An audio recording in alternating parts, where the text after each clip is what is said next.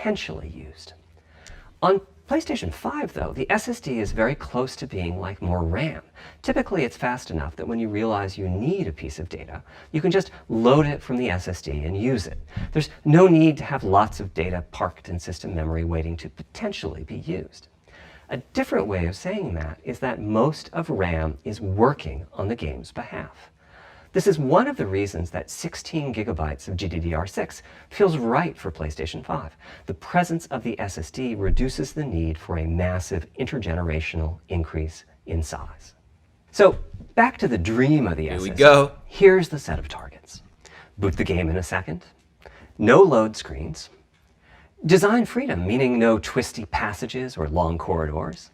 More game on the disk and more game on the SSD. And finally, those patch installs go away. The reality, though, is that the SSD is just one piece of the puzzle. There's a lot of places where bottlenecks can occur in between the SSD and the game code that uses the data. You can see this on PlayStation 4. If I use an SSD with 10 times the speed of a standard hard drive, I probably see only double the loading speed, if that. For PlayStation 5, our goal was not just that the SSD itself be 100 times faster. It was that game loads and streaming would be 100 times faster. So every single potential bottleneck needed to be addressed. And there are a lot of them. Let's look at check-in and what happens when its overhead gets 100 times larger. Conceptually, check-in is a pretty simple process. Data is loaded into system memory from the hard drive or SSD. It's examined, a few values are tweaked to check it in, and then it's moved to its final location. At the SSD speeds we're talking about, that last part, moving the data, meaning copying it from one location to another, takes roughly an entire next-gen CPU core. And that's just the tip of the iceberg. If all the overheads get 100 times larger, that will cripple the frame rate as soon as the player moves, and that massive stream of data starts coming off the SSD. So to solve all of that, we built a lot of custom hardware, namely a custom flash controller and a number of custom units in our main chip. The flash controller in the SSD was designed for smooth and bottleneck-free operation, but also with games in mind. For example, there are 6 levels of priority when reading from the SSD. Priority is very important. You can imagine the player heading into some new location in the world and the game requesting a few gigabytes of textures. And while those textures are being loaded, an enemy is shot and has to speak a few dying words. Having multiple priority levels lets the audio for those dying words get loaded immediately. On one side, that flash controller connects to the actual flash dies that supply the storage. To reach our bandwidth target of 5 gigabytes a second, we ended up with a 12-channel interface. 8 channels wouldn't be enough. The resulting bandwidth we've achieved is actually 5.5 gigabytes a second. With a 12-channel interface, the most natural size that emerges for an SSD is 825 gigabytes. The key question for us was, is that enough? I mean, it's tempting to add more, but Flash certainly doesn't come cheap, and we have a responsibility to our gaming audience to be cost-effective with regards to what we put in the console. Ultimately, we resolved this question by looking at the play patterns of a broad range of gamers. We examined the specific games that they were playing over the course of a weekend or a week or a month, and whether that set of games would fit properly on the SSD. We were able to establish that the friction caused by reinstalls or redownloads would be quite low, and so we locked in on that 825 gigabyte size, while also preparing multiple strategies so that those who want more storage can add it. I'll go through the details in a moment. Back to the flash controller. On the other side, it connects to our main custom chip via 4 lanes of Gen 4 PCIe. And inside the main custom chip is a pretty hefty unit dedicated to I/O. Before we talk about what that does, let's talk compression for a moment. PlayStation 4 used zlib as its compression format. We decided to use it again on PlayStation 5, but on my 2017 tour of developers, I learned about a new format called Kraken from Rad Game Tools. It's like zlib's smarter cousin. Simple, similar types of algorithms, but about 10% better compression, which is pretty big. That means 10% more game on the UHD Blu-ray disc or on the SSD. Kraken had only been out for a year, but it was already becoming a de facto industry standard. Half of the teams I talked to were either using it or getting ready to evaluate it. So we hustled and built a custom decompressor into the I/O unit, one capable of handling over 5 gigabytes of Kraken format input data a second. After decompression, that typically becomes 8 or 9 gigabytes, but the unit itself is capable of outputting as much as 22 gigabytes a second if the data happen to compress particularly well. By the way, in terms of performance, that custom decompressor equates to 9 of our Zen 2 cores. That's what it would take to decompress the Kraken stream with a conventional CPU. There's a lot more in the custom I/O unit, including a dedicated DMA controller. The game can direct exactly where it wants to send the data coming off of the SSD. This equates to another Zen 2 core or two in terms of its copy performance. Its primary purpose is to remove check-in as a bottleneck. There's 2 dedicated I/O coprocessors and a large RAM pool. These aren't Zen 2 cores. They're there principally to direct the variety of custom hardware around them. One of the coprocessors is dedicated to SSD I/O. This lets us bypass traditional file I/O and its bottlenecks when reading from the SSD. The other is responsible for memory mapping, which I know doesn't sound like anything related to the SSD, but a lot of developers map and remap memory as part of file I/O, and this too can become a bottleneck. There are coherency engines to assist the coprocessors. Coherency comes up a lot in places. Probably the biggest coherency issue is stale data in the GPU caches. Flushing all of the GPU caches whenever the SSD is read is an unattractive option. It could really hurt the GPU performance. So we've implemented a gentler way of doing things, where the coherency engines inform the GPU of the overwritten address ranges, and custom scrubbers in several dozen GPU caches do pinpoint evictions of just those address ranges. The best thing is, as a game developer, when you read from the SSD, you don't need to know any of this. You don't even need to know that your data is compressed. You just indicate what data you'd like to read from your original uncompressed file and where you'd like to put it, and the whole process of loading it happens invisibly to you and at very high speed. Back to the dream. Thanks to all of that surrounding hardware, our 5.5 gigabytes a second really should translate into something like 100 times faster I/O than PS4 and allow the dream of no load screens and super fast streaming to become a reality. Having said that, expandability of our SSD is going to be quite important. Flash is costly, and you may very well want to add storage to whatever we put in the console. Now, the kind of storage you need depends on how you're going to use it. If you have an extensive PlayStation 4 library and you'd like to take advantage of backwards compatibility to play those games on PlayStation 5, then a large external hard drive is ideal. You can leave your games on the hard drive and play them directly from there, thus saving the pricier SSD storage for your PlayStation 5 titles, or you can copy your active PlayStation 4 titles to the SSD. If your purpose in adding more storage is to play PlayStation 5 titles, though, ideally you would add to your SSD storage. We will be supporting certain M2 SSDs. These are internal drives that you can get on the open market and install in a bay in the PlayStation 5. As for which ones we support and when, I'll get to that in a moment. They connect through the custom I/O unit just like our SSD does, so they can take full advantage of the decompression, I/O coprocessors, and all the other features I was talking about. Here's the catch though. That commercial drive has to be at least as fast as ours. Games that rely on the speed of our SSD need to work flawlessly with any M2 drive. When I gave the Wired interview last year, I said that the PlayStation 5 SSD was faster than anything available on PC. At the time, commercial M2 drives used PCIe 3.0, and 4 lanes of that cap out at 3.5 gigabytes a second. In other words, no PCIe 3.0 drive can hit the required spec. M2 drives with PCIe 4.0 are now out in the market. We're getting samples and seeing 4 or 5 gigabytes a second from them. By year's end, I expect there will be drives that saturate 4.0 and support 7 gigabytes a second. Having said that, we are comparing apples and oranges though, because that commercial M2 drive will have its own architecture, its own flash controller, and so on. For example, the NVMe specification lays out a priority scheme for requests that the M2 drives can use. And that scheme is pretty nice, but it only has 2 true priority levels. Our drive supports 6. We can hook up a drive with only 2 priority levels, definitely, but our custom I/O unit has to arbitrate the extra priorities rather than the M2 drive's flash controller, and so the M2 drive needs a little extra speed to take care of issues arising from the different approach.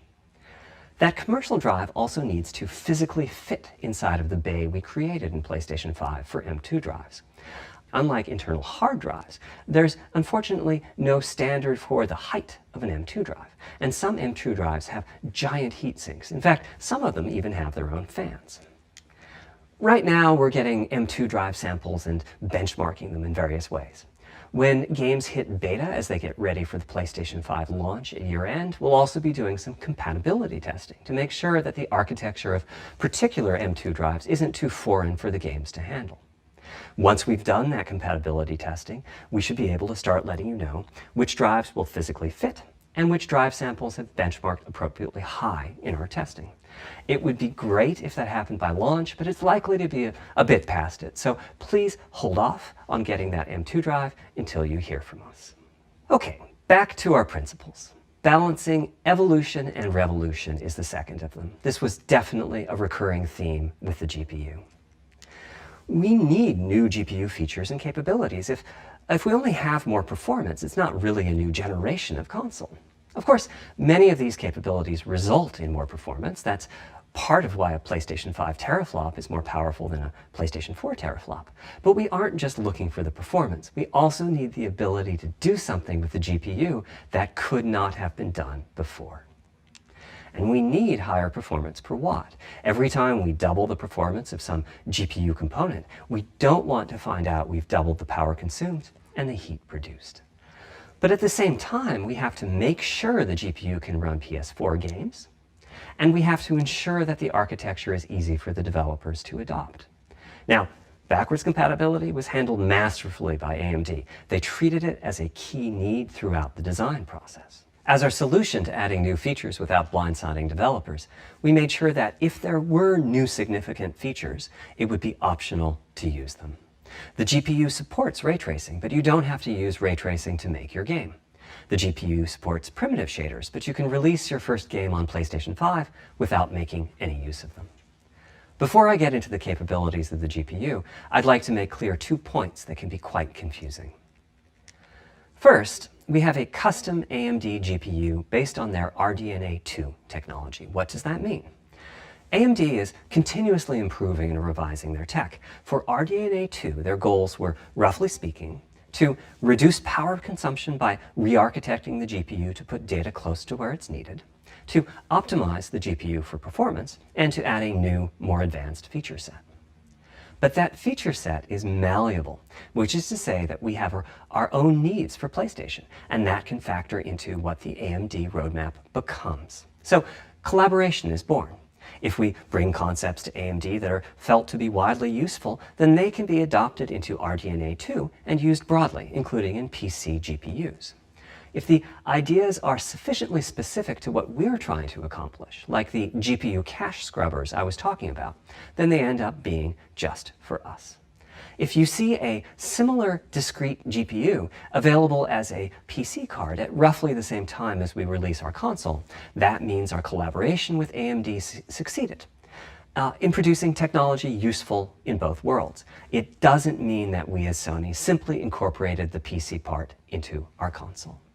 This continuous improvement in AMD technology means it's dangerous to rely on teraflops as an absolute indicator of performance, and CU count should be avoided as well.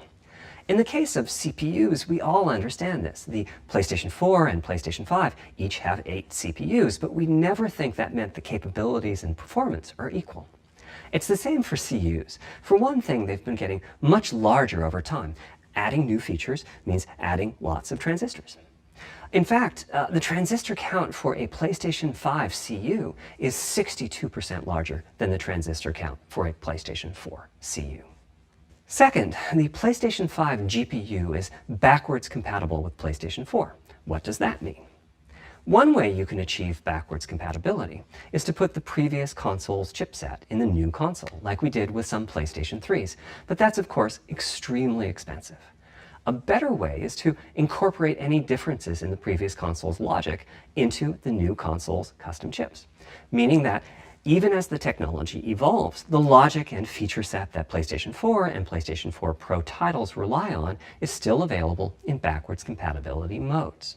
One advantage of this strategy is that once backwards compatibility is in the console, it's in. It's not as if a cost down will remove backwards compatibility like it did on PlayStation 3. Achieving this unification of functionality took years of efforts by AMD, as any roadmap advancement creates a potential divergence in logic. Running PS4 and PS4 titles at boosted frequencies has also added complexity. The boost is truly massive this time around, and some game code just can't handle it. Testing has to be done on a title-by-title basis. Results are excellent, though. We recently took a look at the top 100 PlayStation 4 titles as ranked by playtime, and we're expecting almost all of them to be playable at launch on PlayStation 5. With regards to new features, as I said, our strategy was to try to break new ground, but at the same time not to require use of the new GPU capabilities. For more than a decade, GPUs have imposed a restriction on game engines. Software handles vertex processing, but for the most part, dedicated hardware is responsible for the triangles and other geometry that the vertices form. That means it's not possible to do even basic optimizations, such as aborting processing of a vertex if all geometry that uses it is off-screen. PlayStation 5 has a new unit called the Geometry Engine, which brings handling of triangles and other primitives under full programmatic control. As a game developer, you're free to ignore its existence and use the PlayStation 5 GPU as if it were no more capable than the PS4 GPU, or you can use this new intelligence in various ways. Simple usage could be performance optimization, such as removing backfaced or off-screen vertices and triangles. More complex usage involves something called primitive shaders, which allow the game to synthesize geometry on the fly as it's being rendered. It's a brand new capability. Using primitive shaders on PlayStation 5 will allow for a broad variety of techniques, including smoothly varying level of detail, addition of procedural detail to close-up objects, and improvements to particle effects and other visual special effects. Another major new feature of our custom RDNA 2-based GPU is ray tracing, using the same strategy as AMD's upcoming PC GPUs. The CUs contain a new specialized unit called the intersection engine, which can calculate the intersection of rays with boxes and triangles. To use the intersection engine, first you build what is called an acceleration structure. It's data in RAM that contains all of your geometry. There's a specific set of formats you can use. They're variations on the same BVH concept. Then, in your shader program, you use a new instruction that asks the intersection engine to check a ray against the BVH. While the intersection engine is processing the requested ray triangle or ray box intersections, the shaders are free to do other work. Having said that, the ray tracing instruction is pretty memory intensive, so it's a good mix with logic-heavy code. There's of course no need to use ray tracing. PS4 graphics engines will run just fine on PlayStation 5, but it presents an opportunity for those interested. I'm thinking it'll take less than 1 million rays a second to have a big impact on audio. That should be enough for audio occlusion and some reverb calculations. With a bit more of the GPU invested in ray tracing, it should be possible to do some very nice global illumination. Having said that, adding ray-traced shadows and reflections to a traditional graphics engine could easily take hundreds of millions of rays a second, and full ray tracing could take billions. How far can we go? I'm starting to get quite bullish. I've already seen a PlayStation 5 title that's successfully using ray tracing-based reflections in complex animated scenes with only modest costs. Another set of issues for the GPU involved size and frequency. How big do we make the GPU, and what frequency do we run it at? This is a balancing act. The chip has a cost, and there's a cost for whatever we use to supply that chip with power and to cool it.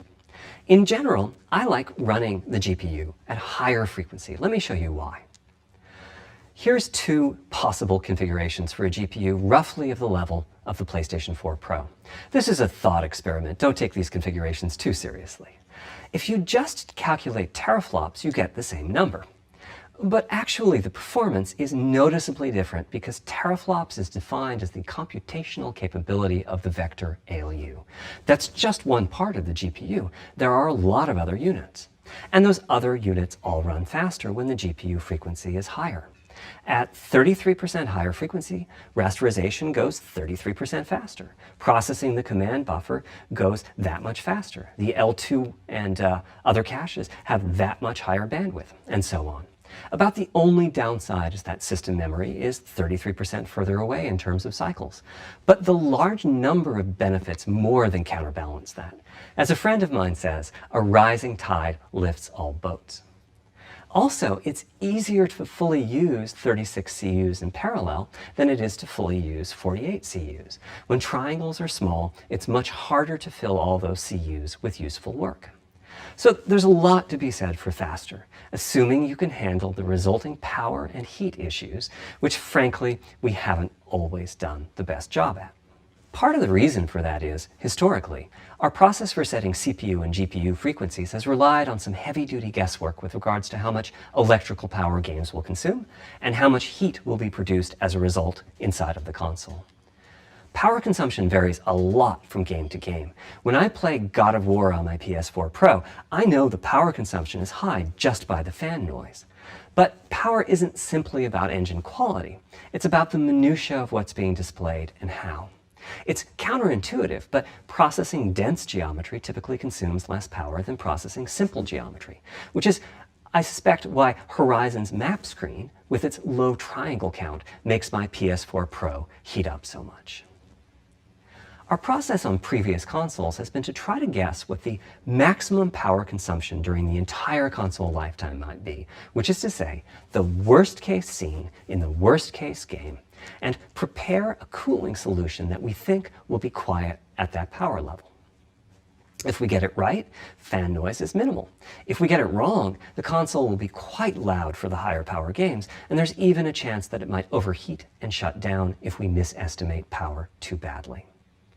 PlayStation 5 is especially challenging because the CPU supports 256-bit native instructions that consume a lot of power. These are great here and there, but presumably only minimally used. Or are they? If we plan for major 256-bit instruction usage, we need to set the CPU clock substantially lower or noticeably increase the size of the power supply and fan.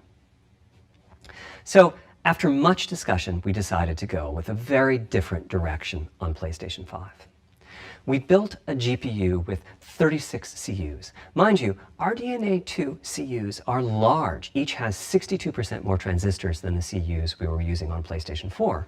So if we compare transistor counts, 36 RDNA 2 CUs equates to roughly 58 PlayStation 4 CUs. It is a fairly sizable GPU.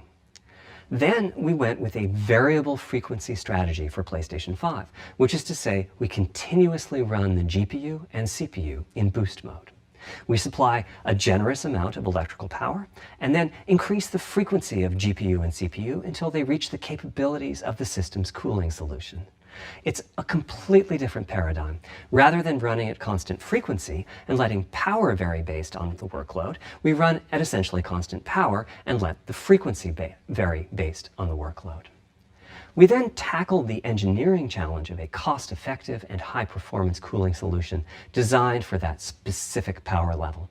In some ways, it becomes a simpler problem because there are no more unknowns. There's no need to guess what power consumption the worst-case game might have. As for the details of the cooling solution, we're saving them for our teardown. I think you'll be quite happy with what the engineering team came up with. So, how fast can we run the GPU and CPU with this strategy? The simplest approach would be to look at the actual temperature of the silicon die and throttle the frequency on that basis.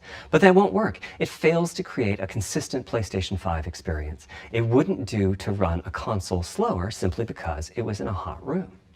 So rather than look at the actual temperature of the silicon die, we look at the activities that the GPU and CPU are performing and set the frequencies on that basis, which makes everything deterministic and repeatable. While we're at it, we also use AMD's Smart Shift technology and send any unused power from the CPU to the GPU so it can squeeze out a few more pixels. The benefits of this strategy are quite large. Running a GPU at 2 gigahertz was looking like an unreachable target with the old fixed frequency strategy. With this new paradigm, we're able to run way over that. In fact, we have to cap the GPU frequency at 2.23 gigahertz so that we can guarantee that the on-chip logic operates properly. 36 CUs at 2.23 gigahertz is 10.3 teraflops, and we expect the GPU to spend most of its time at or close to that frequency and performance. Similarly, running the CPU at 3 gigahertz was causing headaches with the old strategy. But now we can run it as high as 3.5 gigahertz. In fact, it spends most of its time at that frequency. That doesn't mean all games will be running at 2.23 gigahertz and 3.5 gigahertz. When that worst-case game arrives, it will run at a lower clock speed, but not too much lower. To reduce power by 10%, it only takes a couple of percent reduction in frequency, so I'd expect any downclocking to be pretty minor. All things considered, the change to a variable frequency approach will show significant gains for PlayStation gamers. The final of our 3 principles was about finding new dreams. It's important for us on the hardware team to find new ways to expand or deepen gaming, and that's what led us to a focus on 3D audio. As players, we experience the game through the visuals, through audio, and through the feedback we receive from the controller, such as rumble or haptics. Personally, I feel a game is just dead without audio. Visuals are, of course, important, but the impact of audio is huge as well. At the same time, the audio team on a game project has to do a lot with a little. For example, on PlayStation 4, there's fierce competition for the Jaguar CPU cores.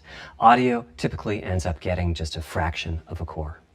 That's not much of a computational resource, particularly when you consider that the visuals run at 30 or 60 frames a second, but audio processing needs to happen at almost 200 times a second. So it's been tough going making forward progress on audio with PlayStation 4, particularly when PlayStation 3 was such a beast when it came to audio. The SPUs in Cell were almost a perfect device for audio rendering. Simple pipelined algorithms could really take advantage of asynchronous DMA and frequently reached 100% utilization of the floating point unit. There's unfortunately nothing comparable on PlayStation 4. Probably the most dramatic progress in the PlayStation 4 generation has been with virtual reality. The PSVR hardware has its own audio unit. It supports about 50 pretty decent 3D sound sources. And this provided a hint as to where we could go with audio, as well as some valuable experience. Not to oversimplify, but here were our goals for audio on PlayStation 5. The first goal was great audio for everyone, not just VR users or soundbar owners or headphone users. That meant audio had to be part of the console. It couldn't be a peripheral. The second goal was to support hundreds of sound sources. We didn't want developers to have to pick and choose what sounds would get 3D effects and which wouldn't. We wanted every sound in the game to have dimensionality. And finally, we wanted to really take on the challenges of presence and locality. Now, when we say presence, we mean the feeling that you're actually there. You've entered the matrix. It's not, of course, something we thought we could perfectly achieve. The idea was that if we stopped using just a rain sound and instead used lots of 3D audio sources for raindrops hitting the ground at all sorts of locations around you, then at some point your brain would take a leap and you'd begin to have this feeling of real presence inside the virtual world of the game. This has the capacity to affect your appreciation of the game, just like music in a game does. The concept of locality is simpler. It's just your sense of where the audio is coming from, to the right of you, behind you, above you. This can immerse you further in the game, and it can also directly enhance the gameplay. To use Dead Space as an example, I know, old school, you're fighting enemies in fairly dark, spooky locations. Back in the day, if you played the game using the TV speakers, you could tell that there was one last enemy growling and hunting you down, but it was difficult to tell quite where that enemy was. With headphones, you could tell that the enemy was somewhere on the right, which let you deduce, if you couldn't see it, that it must be somewhere behind and to your right. But with 3D audio with good locality, the idea is you know the enemy is precisely there, and you turn and you take it out. So, how do we know where a sound is coming from in the first place? Well, all those bumps and folds in the ear have a meaning, evolutionarily speaking. Based on what direction the sound is coming from, sound waves bounce around inside the ear, there's some constructive and destructive interference, and the result is a change in volume. The phase of the sound also shifts, depending on what path the sound wave took to reach the ear canal. These volume changes and phase shifts are different for each direction and also vary depending on the frequency of the sound. Head size and head shape also impact the sound in a similar fashion. The way that the sound changes, based on direction and frequency, can be encoded in a table called the Head-Related Transfer Function, or HRTF. Here's part of one. The vertical axis is the frequency. The horizontal axis is the direction, front, back, left, right, and the color gives the degree of attenuation of the sound at that frequency. The HRTF is as unique to an individual as a fingerprint is. In fact, you're looking at mine right now. Here's how we measure an HRTF. We've taken hundreds of people through this process. We put a microphone in the subject's left and right ear canals, and then sit the subject down in the middle of an array of 22 speakers. We then play an audio sweep from each speaker as we rotate the subject. In the course of 10 or 20 minutes, we're able to sample the HRTF at over 1,000 locations. Using an HRTF when rendering audio creates unparalleled quality, but it's computationally expensive.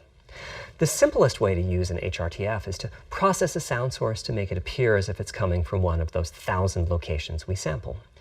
Unfortunately, the processing has to be done in frequency domain rather than time domain, so there's multiple fast Fourier transforms needed for every sound source for every audio tick. That's a lot of multiplies. This computational complexity was the determining factor for our strategy. It meant we had to bite the bullet and design and build a custom hardware unit for 3D audio. Collectively, we're referring to the hardware unit and the proprietary algorithms we run on it as Tempest 3D Audio Tech. The meaning of 3D audio and technology should be pretty obvious here. As for Tempest, I feel it really reflects our goals with audio. It suggests a certain intensity of experience and also hints at your presence within it. We're calling the hardware unit that we built the Tempest engine. It's based on AMD's GPU technology. We modified a compute unit in such a way as to make it very close to the SPUs in PlayStation 3. Remember when I said that they were ideal for audio? So the Tempest engine has no caches, just like an SPU. All data access is via DMA, just like an SPU. Our target was that it would have more power than a CPU, thanks to the parallelism that a GPU can achieve, and that it would be more efficient than our GPU, thanks to the SPU-like architecture. The goal being to make possible near 100% utilization of the CU's vector units. Where we ended up is a unit with roughly the same SIMD power and bandwidth as all 8 Jaguar cores in the PlayStation 4 combined. If we were to use the same algorithms as PSVR, that's enough for something like 5,000 sound sources.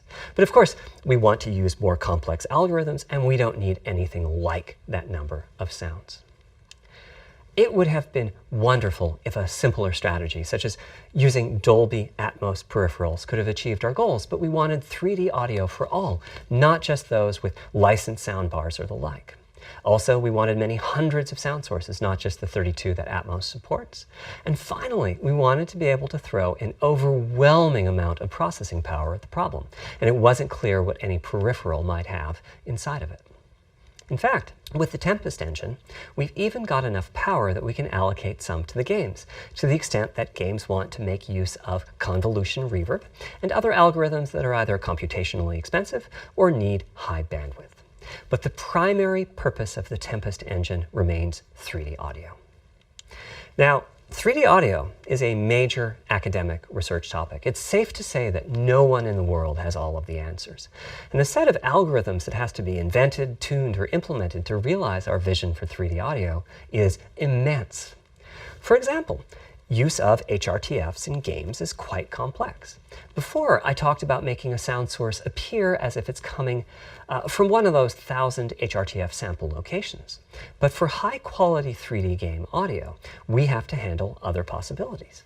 The sound source might not be at one of the 1,000 HRTF sample locations, so we have to blend the HRTF data from the closest locations that we have sampled.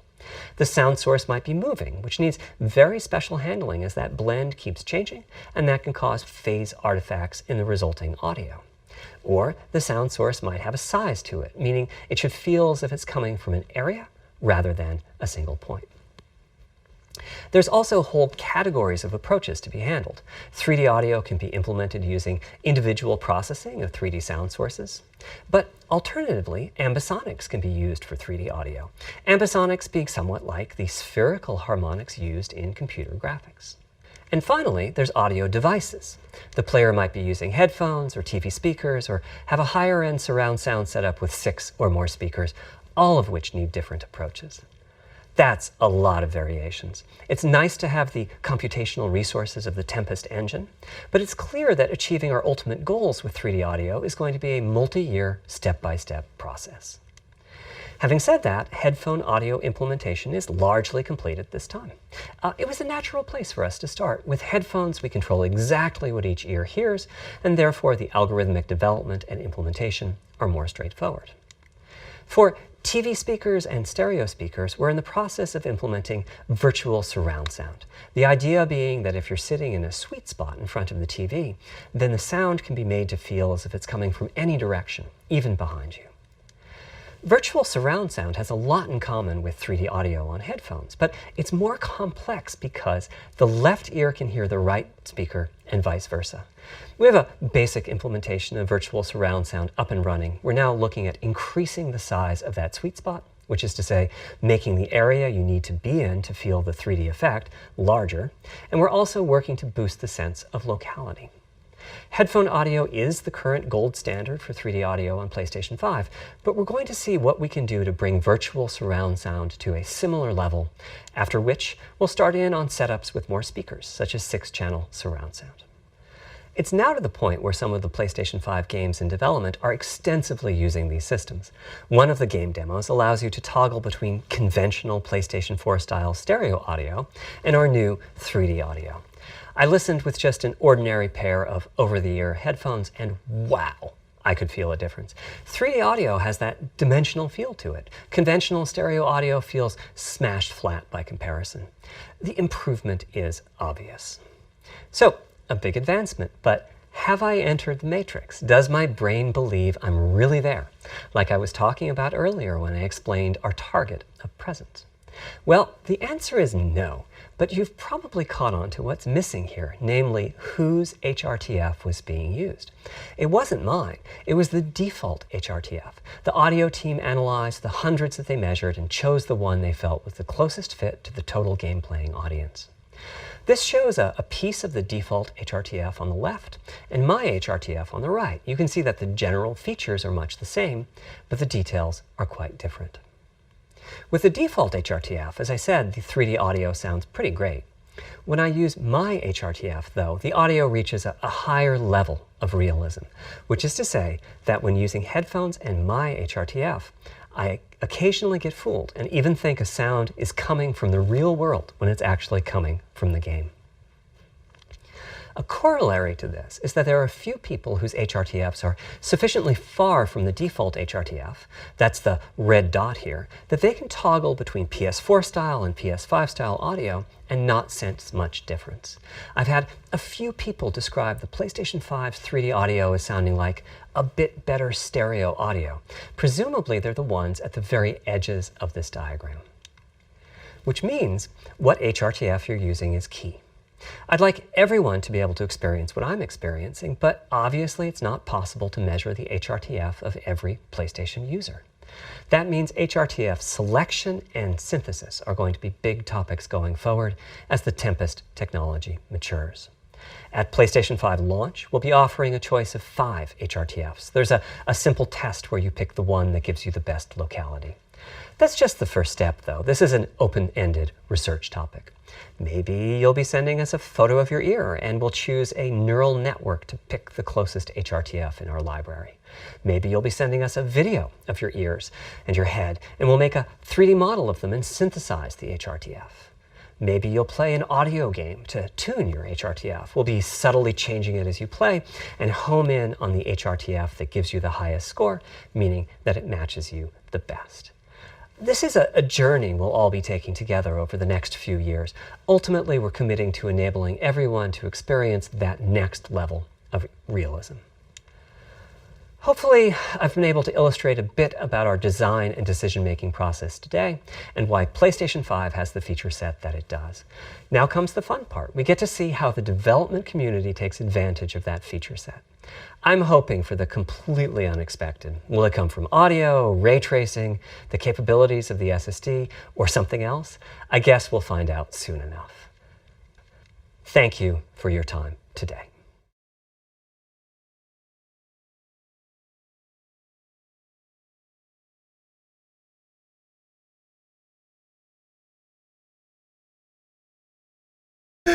LOL!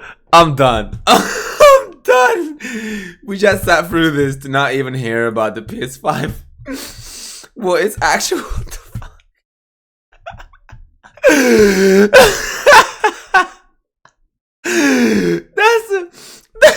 That's a big fat LOL. Press F for every single one of you guys. Wow. That's an F for you guys too. Don't worry. That's it. We got trolled. Oh my goodness. Nah, Mark Cerny did a good job explaining what development was about, but I'm not gonna sit here and speak about it because I know what people want, and I'm a man's people. People want to see the goddamn PS5, the freaking specs that we all want to hear. How many cores? What's the CPU? How many freaking gigabytes or terabytes is it gonna have? Mark Cerny, come on. Come on, man. Oh, Mark freaking Cerny, bruh. What is this? You know what? Let me go on Twitter real quick. This was shocking, bro. This was shocking. Wait. Hello? What? Will you open it? Come on. Coronavirus in Florida jumped by nearly 100 overnight, now at 314. Well, that's mad. That's messed up.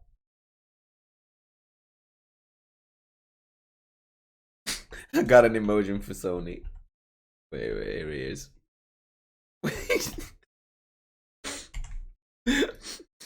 What was that? What was that? Oh my goodness. What was that? ISR, you freaking jinxed it, bro.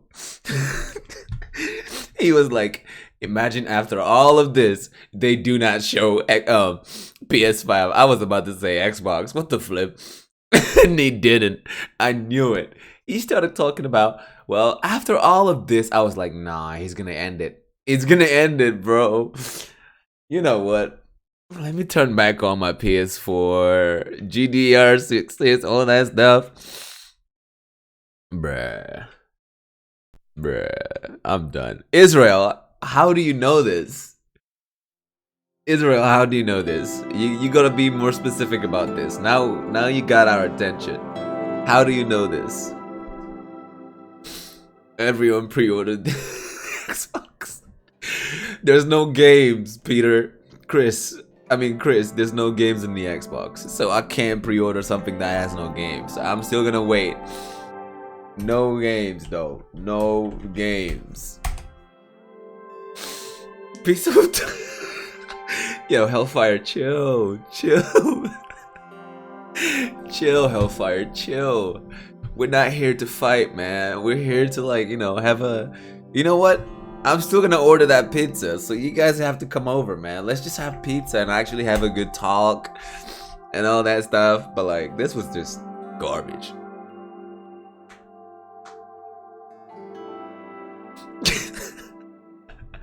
Well, I'm done out here, bro. I'm done. I'm just gonna end the stream and I'm gonna hop back into Neo. PS5 news. What the hell, bro? More like PS5 architecture news. Let me just change the title because I don't want to get anybody clickbaited. Architecture.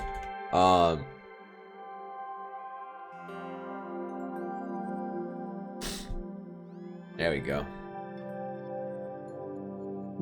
PS5 architecture news. Bruh. Yo, the memes of the Xbox. You guys want to see what's happening with the memes in the Xbox right now? Dude. I mean, wait. It was on the PlayStation actually when they announced that they were going to show more about the PS5 the other day. Where is it? Where is it, PlayStation? Come on. Where did you put it?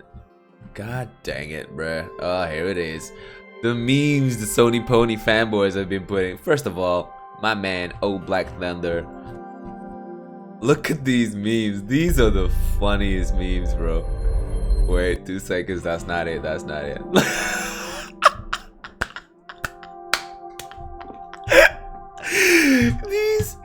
These memes are just going. Yo, stop. Who did this? This is actually freaking insane. I would actually buy this for my house. I'm not gonna lie. I would literally buy this for my house. Bruh, but the memes are just nuts, bro. The memes. I found another one, like another really funny one. Where is it? Oh god, Mark Cerny. Oh my gosh.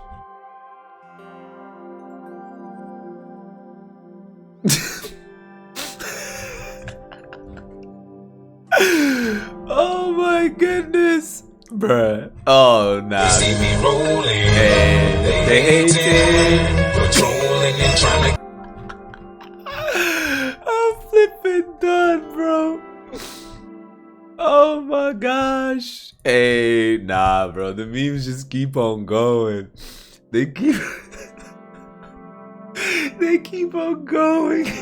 Bro, you need to get on Twitter. You guys need to see the funniest memes, bro, coming out of these things.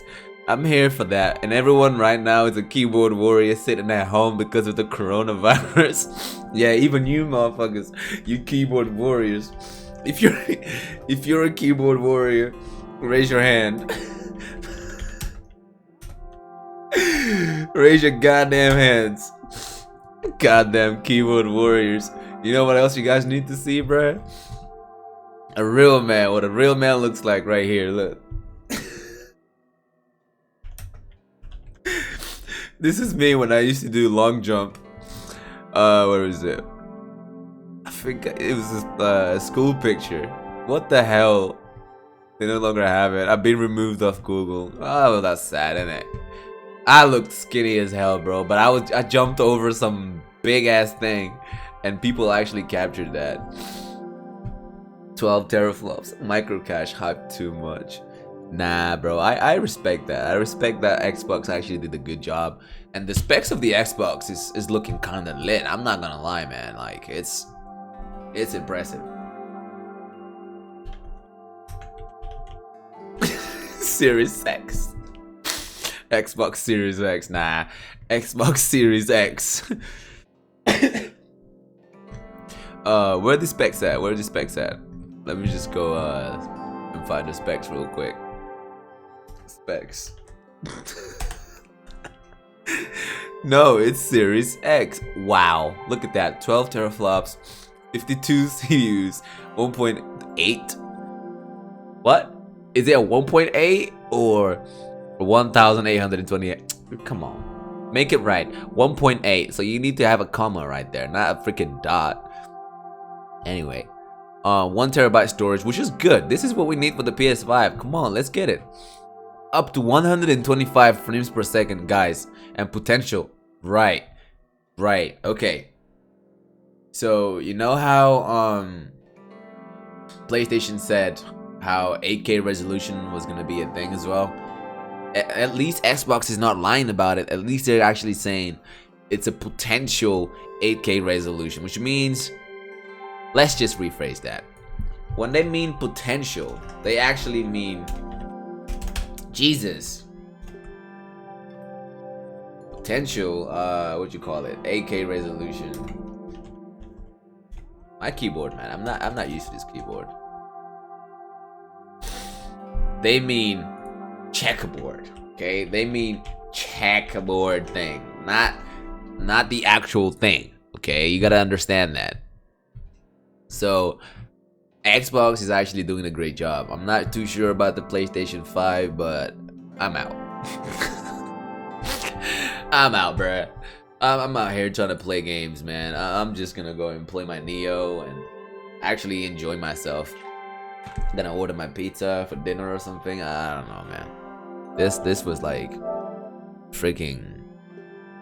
Go to Twitter and put in Charlie Intel for the PS5 specs compared to the X. Okay, let's check it out. Let's check it out. But let me mute the Elgato real quick.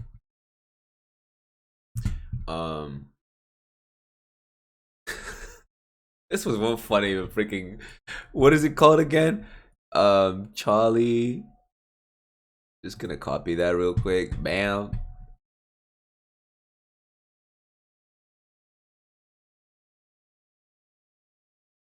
At launch. Right. Okay, I see.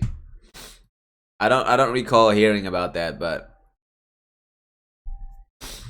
all right, where would that be?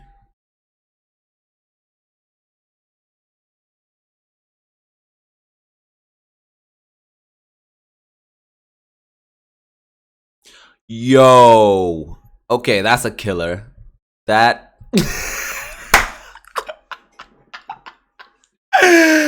oh my goodness, dude.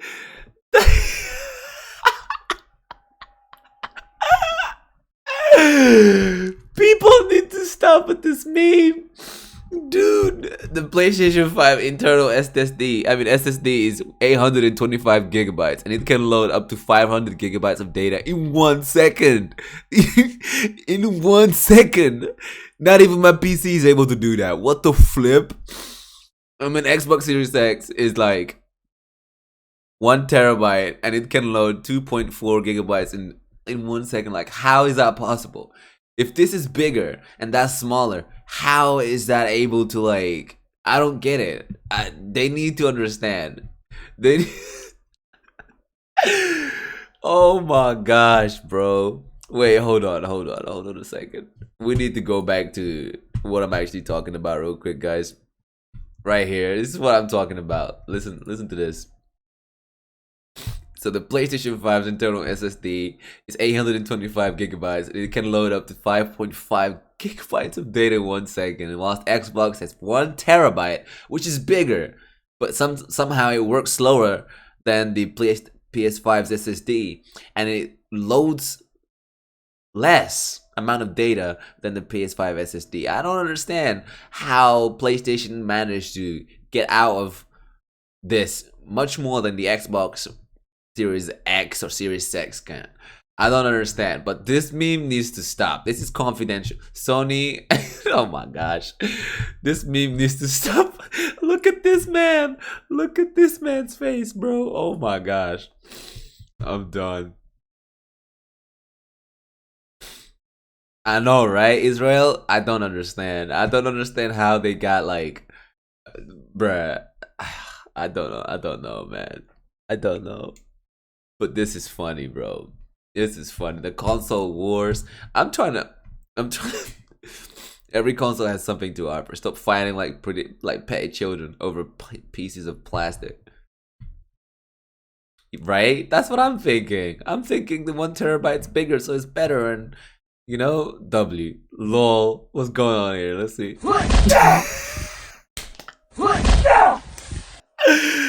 Oh my gosh, bro.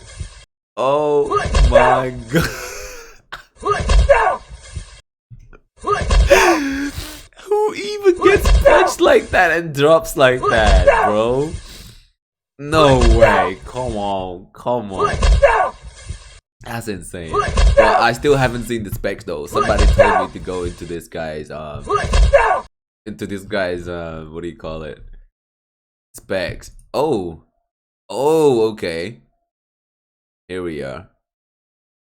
It's 10 teraflops, dude? 10? That's it? And the Xbox is 12, bro? So the Xbox is more powerful? But what's going on here? I don't understand. Does that mean the Xbox is gonna be better? in terms of graphical fidelity. I don't know, man. Is that what it's gonna be? All right, so let's compare the two of them. Let's put them side by side. All right, Mr. Sony Pony right here. Let me just take this one out. Make a new one. Bam.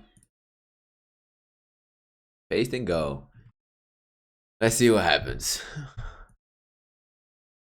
All right, let's put them side by side so we can actually see what's going on, guys.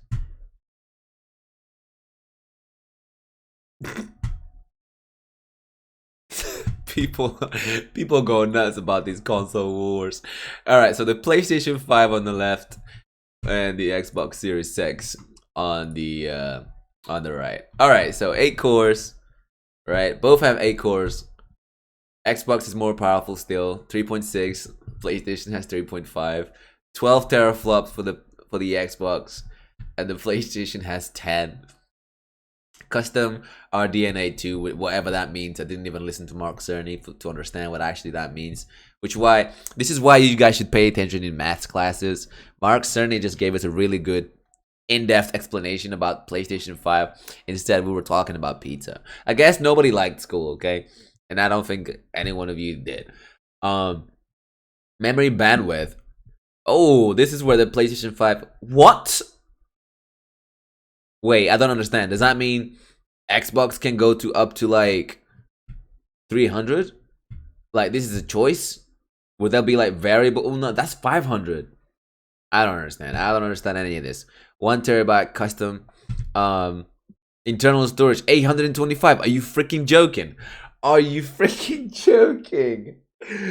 Are you joking? So what? People are gonna be paying for, God knows, maybe $80 or even 90 to 100 to get literally like use their space in the console within like the first 2 games. Are you freaking joking me? Which is gonna be like 200 gigabytes each.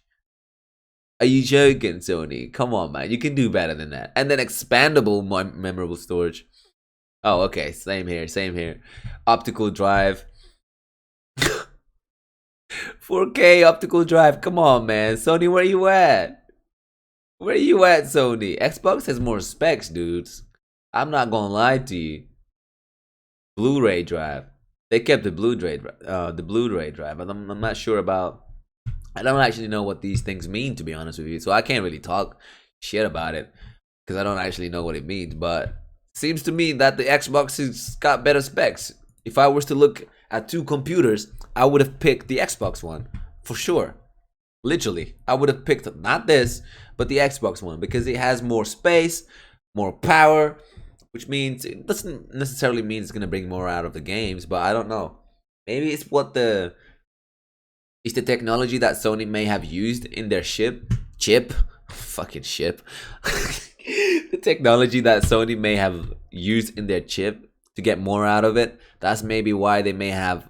I don't know, man. This is just me talking shit like most people do online. They may have more out of it. I don't know. But anyway, guys, enough of this BS. I'm out here. I'm trying to play Neo. This... This makes me question reality. I ain't trying to fight over no console. If the Xbox turned out to be better, good for them. They deserve it. They've done a great job losing last year. The whole of last year, they got their ass whooped by Sony. They've learned from it. They came out on top by taking, fan requests. They did backwards compatibility with every single Xbox before, which is insane, man. Like, Xbox is doing great. I'm a PlayStation fanboy. Don't get me wrong. I don't own an Xbox because I have a PC. I don't need an Xbox. Gaming PCs always get the same Xbox games anyway, so an Xbox has no games. This is why I'm on PlayStation 4. If the Xbox had the games, if Xbox had God of War or Spider-Man or all these freaking awesome games that PlayStation 5 has, PlayStation 4 does, I'd be on Xbox. Don't get me wrong, guys. I wouldn't just stick by Sony because this is not okay. I'm out.